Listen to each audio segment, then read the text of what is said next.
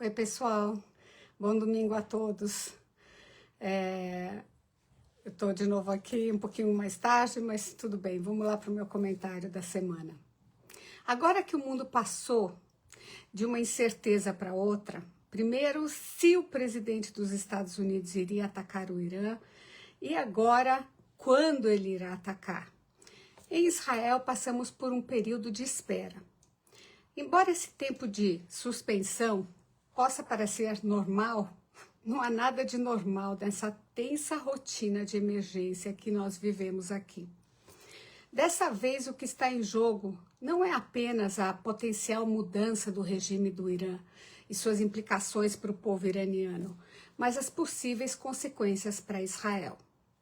Aqui, as ações americanas têm uma dimensão existencial, como alvo altamente provável dos mísseis balísticos do Irã, que causaram mais de 30 mortes durante a Guerra dos 12 Dias em junho do ano passado. Israel está se preparando para o pior cenário. Além do treinamento das Forças Armadas, que sabemos cobrem várias possibilidades, o povo parece estar levando a vida normalmente. Mas é tudo no parece. Tudo é feito com a consciência de que a qualquer momento pode tocar um alarme. A qualquer momento você terá apenas 1 minuto e meio para chegar num abrigo. A familiar contagem regressiva antes do impacto, né, do míssil. As pessoas seguem em frente, mas em estado de alerta. As compras a maior no supermercado para estocar um pouco, as distâncias até os abrigos que são calculadas e recalculadas, o rádio ou a TV sempre ligados no fundo. Mas apesar de toda essa antecipação, não há pressão, a gente não sente o pânico. Afinal, em Israel sempre vivemos de uma guerra para outra, mas dessa vez é diferente. Dessa vez esperamos ansiosamente que os Estados Unidos e quem sabe talvez também Israel, destrua o maior perigo, não só para a nossa existência, mas para a paz mundial, que destrua o regime dos ayatolás no Irã. Com sua derrota, esperamos que os maiores inimigos de Israel e os maiores grupos terroristas do mundo também desapareçam, como Hamas, a Hezbollah, o Jihad Islâmico, os Houthis, as milícias xiitas do Iraque. Todos aqueles que foram até agora patrocinados, pagos, armados pelos ayatolás com o único objetivo, o primeiro objetivo, eliminar Israel e depois o Ocidente.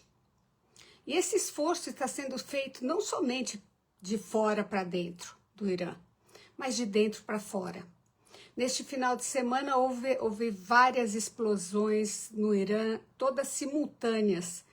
Do norte ao sul, edifícios da Guarda Revolucionária Iraniana e do Basij, que é uma guarda civil, foram comprometidas. Do porto de Bandar Abbas, o mais importante do Irã, até a cidade santa de Qom e na própria Teherã. O governo disse que foram canos de gás que não tinham sido bem mantidos, a manutenção não era boa e eles explodiram. Tá bom. Todos eles nos edifícios da Guarda Revolucionária ou do Basij, nessas cidades ao mesmo tempo. Ok. Os protestos dos milhares de iranianos que começou no dia 28 de dezembro e continuaram por mais ou menos 3 semanas, foram agora abafados. Mas a resolução do povo em se livrar desse regime continua mais forte do que nunca. O regime conseguiu controlar os protestos com pura violência, aplicada pelos mercenários importados do Afeganistão, do Paquistão e do Iraque.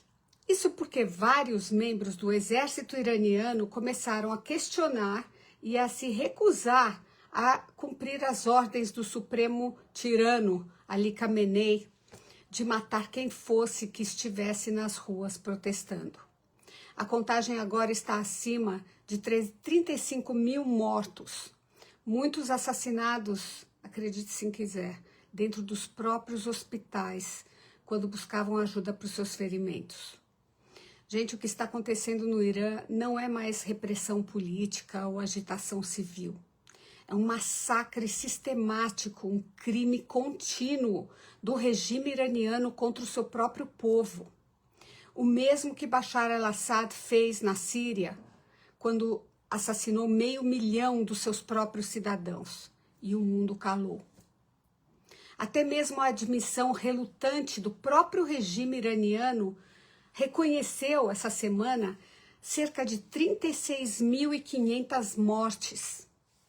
Testemunhas iranianos, dados médicos e relato de campo apontam para um número muito maior. O pessoal está falando em mais de 50 mil mortos, com o número ainda aumentando em meio a bloqueios da internet e terror de Estado. E essa violência não é espontânea, nem defensiva. Essa é uma violência sistemática mesmo. O tirano Ali Khamenei está seguindo fielmente a doutrina do primeiro da sua espécie, da República Islâmica, o Ayatollah Ruhollah Khomeini. O poder preservado pelo sangue, é assim que eles chamam. Assim como as execuções em massa consolidaram o regime na década de 80, o assassinato em massa se tornou mais uma vez uma ferramenta preferida da sobrevivência do regime. Novas evidências revelam um padrão arrepiante. Execuções sumárias, sem julgamento, tribunais organizados rapidamente em poucos minutos, ordens para atirar, para matar, tiros de execução disparados contra manifestantes feridos caídos na rua e interferência direta das forças de segurança dentro dos hospitais.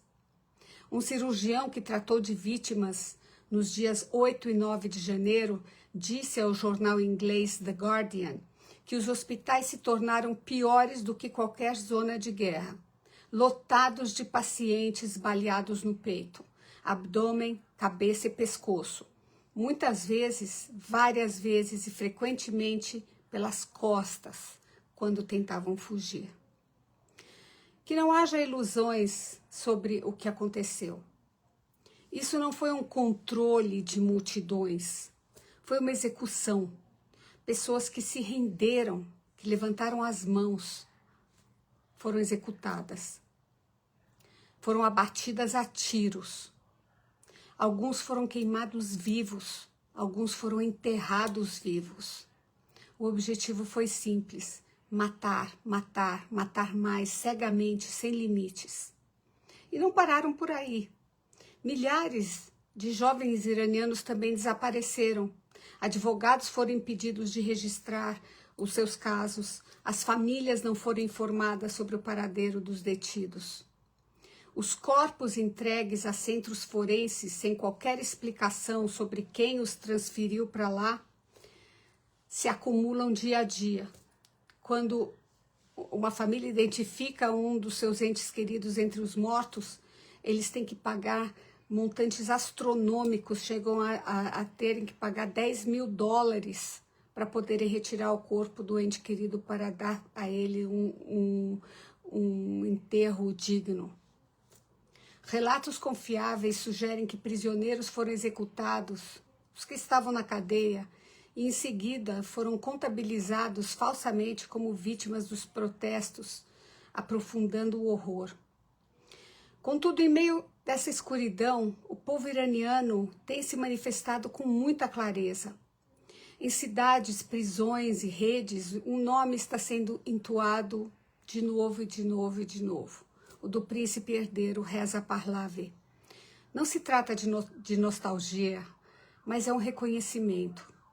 Hoje ele se destaca como a única figura nacional unificadora, o símbolo de uma transição da repressão para a liberdade e para a democracia, e a voz capaz de representar um povo cujas vozes foram deliberadamente silenciadas. Fora do Irã, os protestos globais se tornaram uma tábua de salvação. Hoje mesmo tem uma grande manifestação contra os ayatollahs e pró-Shah na Inglaterra e em várias outras capitais europeias. Enquanto o regime usa os bloqueios da internet como arma, concedendo até mesmo a comerciantes apenas alguns minutos de acesso monitorado, iranianos no exterior e aliados em todo o mundo se mobilizam para testemunhar e divulgar as atrocidades. Quando uma nação é forçada ao silêncio, o mundo tem a obrigação moral de se manifestar.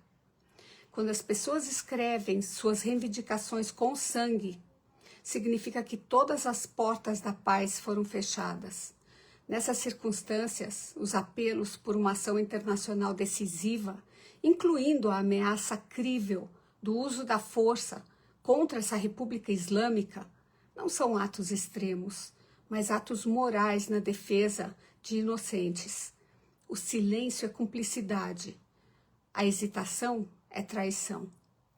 Basta de chacinas.